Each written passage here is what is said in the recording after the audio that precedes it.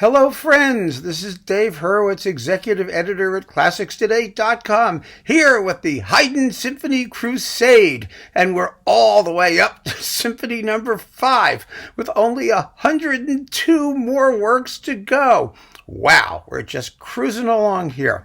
Actually, there really isn't any rush to get through them, because I really think, as I've said a million times about these things, well, 5 times at least so far, you have to savor each one. They deserve a little bit of time, even the short little ones. And this is a fairly short one. It's not as little as some of the others.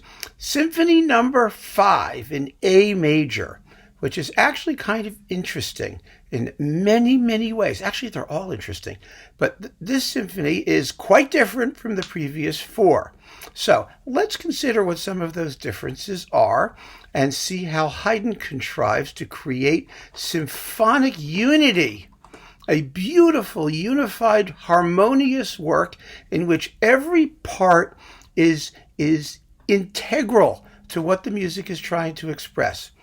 First of all, this symphony begins with a complete, large-scale, slow movement. And it's an adagio. Adagio, very slow movement, not andante like some of the other ones we've seen. This is a very serious movement. Now, symphonies that begin with slow movements, and Haydn only wrote a few of them, and the last one was number 49. Because after he started with slow movements, he started writing symphonies with slow introductions to quick movements. What does the slowness do? Well, you know right away, right? It's slow. No, I don't mean it that way. What I mean is it provides an overall sense of seriousness. Now, the symphony, when Haydn got his hands on it initially, in the early 1760s, the late 1750s, it was a very light form. It was like an overture, something sort of throwaway, entertaining, light and fluffy, enjoyable in that sense, and still enjoyable now. But, it wasn't considered to be, major or profound. So adding a whole slow movement at the beginning makes the whole work far more serious. And there's actually sort of a name for the structure that this symphony has. It's called Sonata da Chiesa in Italian, church sonata form. And the church sonata, as sort of codified by Corelli, who codified everything in the realm of instrumental music around 1700 or so, the church sonata form was slow, fast, slow, fast. It was considered appropriate for performances in church settings, in place of, for example, some choruses or prayer things or whatnot. The church sonata began with a serious slow movement, and then a fugal allegro, and then another slow movement, and then a concluding allegro, also probably contrapuntal in some way. But the whole idea was that the style should be learned, and there should be no frivolity, which meant no dance music. The opposite of the Sonata da Chiesa was the Sonata da Camera, or chamber sonata. And these were mostly, literally, sonatas for, a couple violins and basso continuo, something like that, chamber music mostly. And the Sonata da Camera would be normally an overture or an opening of some kind, and then a bunch of dances.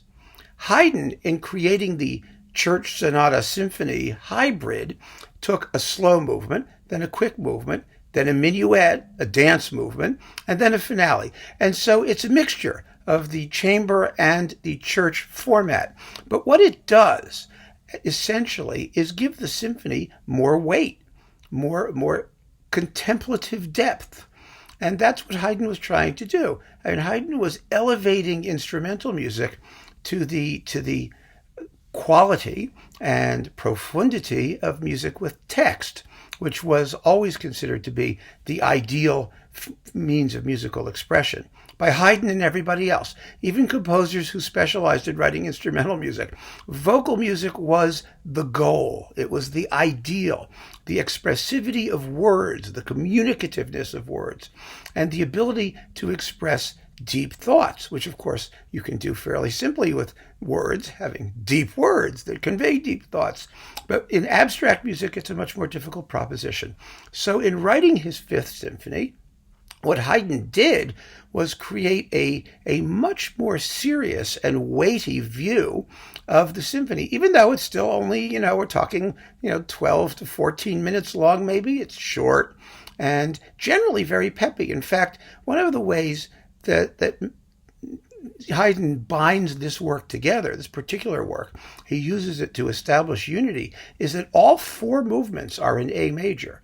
They're all in the same key. It's a very happy piece, basically. There are very, very few excursions into minor keys, only in some development sections and things like that. Haydn's keeping the tone of the work happy, but he wants happiness that has some real depth to it, some meat on its bones. It's not frivolous happiness. It's not just, light and frippery, as they would call it back in the day. There's not, it deserves to be taken seriously. It's serious happiness, if you want to call it that. And that's what this symphony has. And that's really something rather new in orchestral music of the day, certainly. And in these Haydn symphonies that begin with slow movements, he begins to achieve depth, but not at the expense of the joy that he wants to convey. He wants his depth to be happy. He doesn't want it to be miserable. He does misery quite well, and there will come to plenty of moments where he explores that too. But in the previous symphonies, you'll see there was a mixture of major and minor keys. He's trying to achieve a certain amount of depth by juxtaposing happy and sad. Here he's doing it in a different way. Here he's doing it by overall movement shapes and adjusting the large-scale weight of how the piece is shaped, how the structure of the work on the largest scale is articulated in the four movements.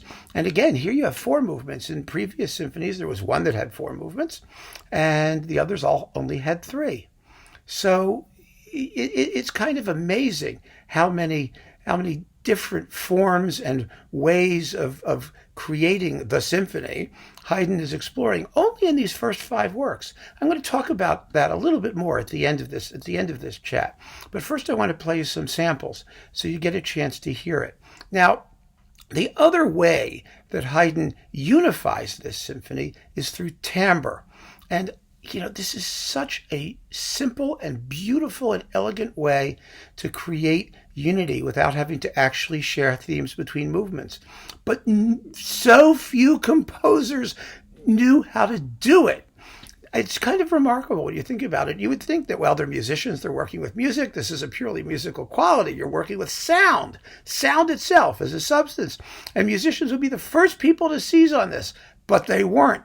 Haydn did. Haydn did from the very, very beginning. And I said this in another talk. One of the few other composers who worked that way was, for example, Mahler. I mean, they understood that you could just take a sound that is so characteristic that if you use it more than once, or if you use it a couple times so that it gets in your head, and then stick it in another movement 10 minutes down the road, it's instantly going to create unity because it's such a particular type of sound.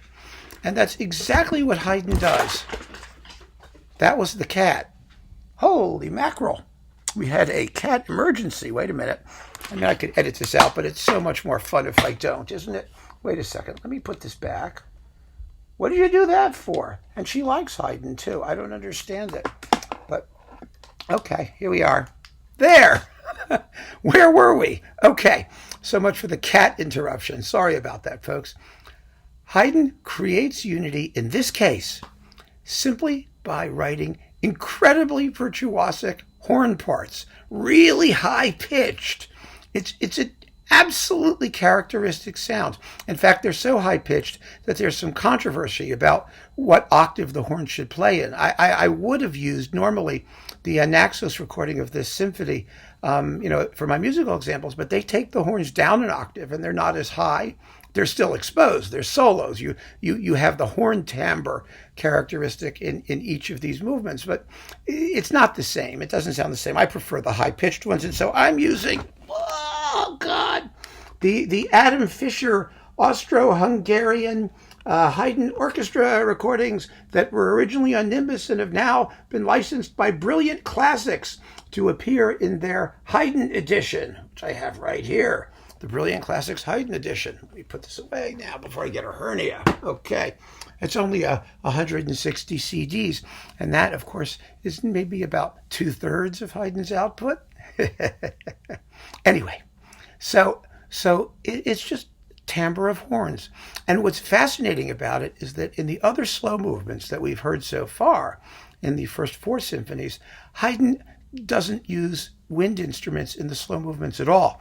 They're only written for strings. But in this opening Adagio, the full orchestra participates, and most spectacularly the horns. And he does that for the very, very simple reason, of course, again, of conveying unusual weight, unusual substance to the music that opens the symphony.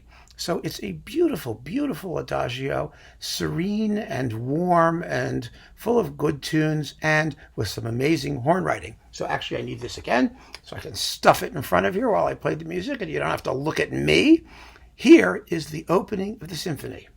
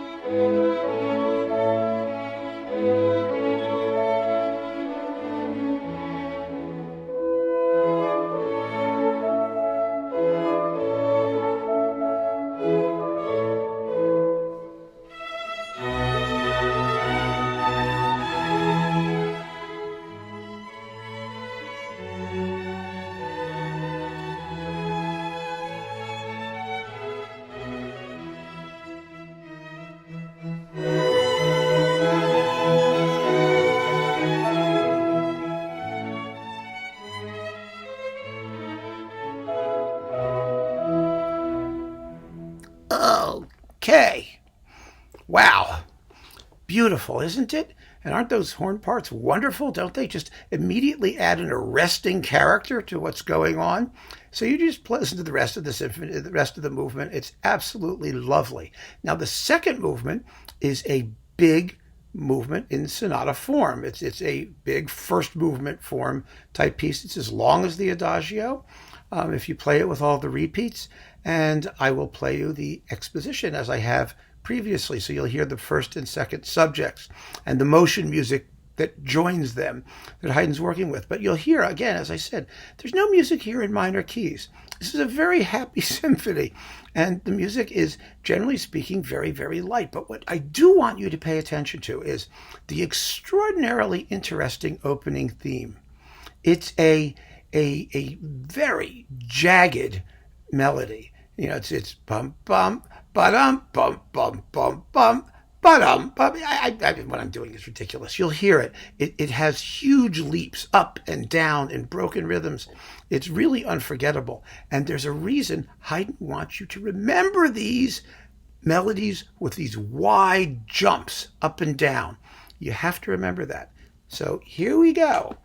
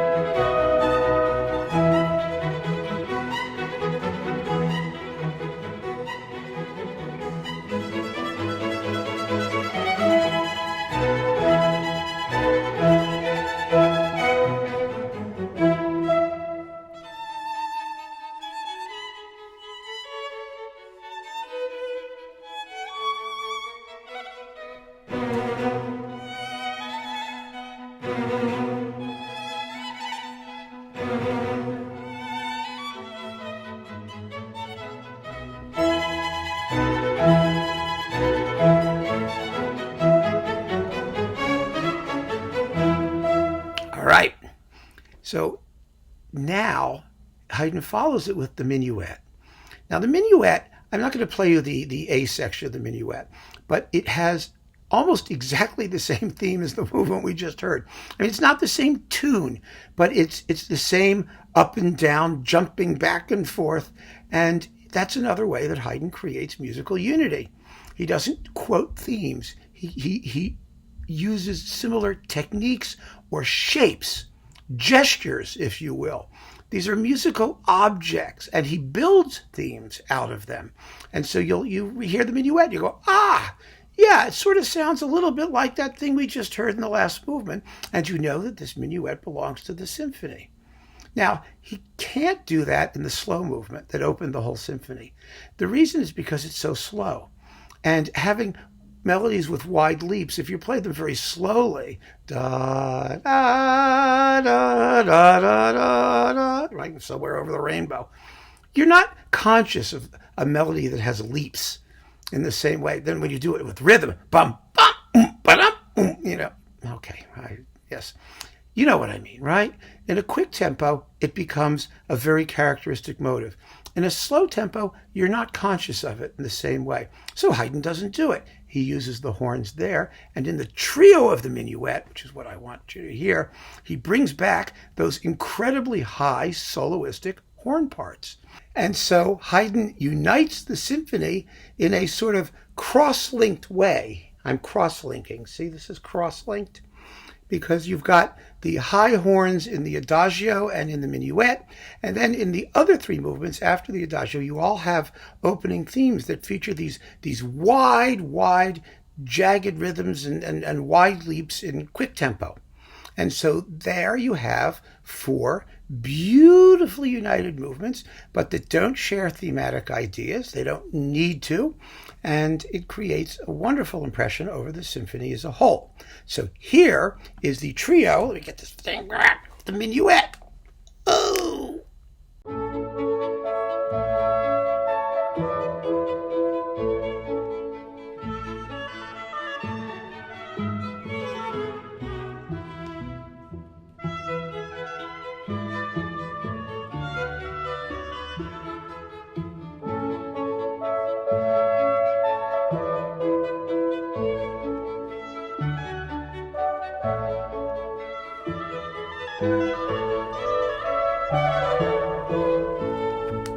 There, I'm up here. Yeah, okay.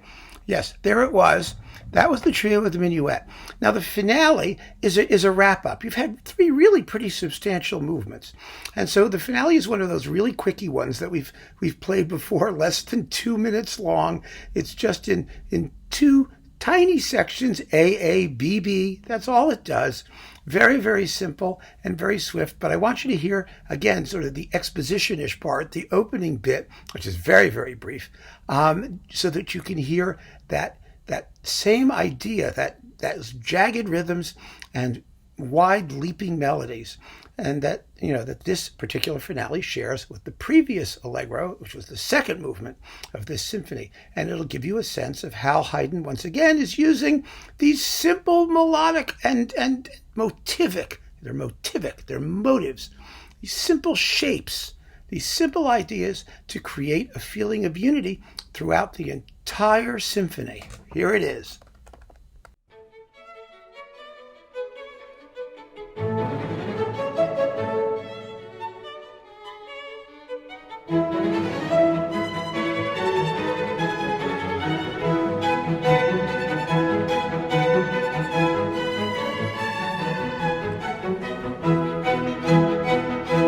Now, I want to stress something really, really very, very strongly here because, you might say, oh gosh, it's a 4-movement symphony. They're all in A major. There's no minor key stuff. It's very shallow emotionally.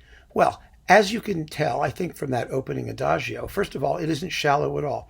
Second of all, I can't emphasize strongly enough how important it was for Haydn's development to create happy music that wasn't frivolous. I know I said that already at the beginning of this talk, but that is such an important thing because in order for these symphonies to be truly joyous, to have depth, musical depth, the light, happy emotions have to have depth too. And that's what Haydn is working at in this symphony. It's really kind of remarkable when you think about it, because there's no monotony in this symphony at all. None at all. It has unity, but it doesn't have monotony. But at the same time, the emotions that Haydn is expressing are starting to dig in. They're putting down roots in the musical soil so that he builds on this sturdy foundation, and he's able to do things that are outrageous, funny, crazy, whatever he wants, but that have that necessary musical substance, so that you don't just listen to it once and then throw it away. You know, it's not just an evening's diversion, an occasional piece. These are pieces that repay repetition. And with that, I want to just do a very quick summary. We're only at Symphony No. 5, but I want you to think about how far we've come already, how many different ways Haydn has looked at the idea of the symphony and approached it. I mean, you've got symphonies in 3 movements. You've got symphonies in 4 movements. You have symphonies that begin with quick movements and symphonies that begin with slow movements. You have a symphony that ends with a minuet. I mean, there's no end to the variety that Haydn has already managed to work into just the first 5, and there's more than 100 works to go. I mean, I don't know. I just find it astounding. And again, you know, these are not early, immature works. Haydn was around 30 at this point when he wrote them, and he was a mature composer, fully in command of the musical language of the day and pushing to expand it in every possible way, in every possible dimension. And from this point on, we're going to start hearing how he does that. Now, the first batch of Haydn symphonies, I mean, there's about 15 of them or so. And number 6, which is going to be in the next talk, he has already left those behind. They actually, 6, 7, and 8, the famous morning, noon, and night symphonies, come later. And so we're going to be in a different world when we get to Symphony No. 6. So that's why I really want you to focus on these first 5 symphonies. And if you haven't seen the other talks about them, the other videos, and you have the time, please do take a moment, a few moments, and give them a watch or a listen, because it's so important that you get the sense, I think, from the very, very beginning of just how adventurous Haydn is going to be as we continue on this Haydn Symphony Crusade. So keep on listening, folks. Thank you so much for joining me. Take care.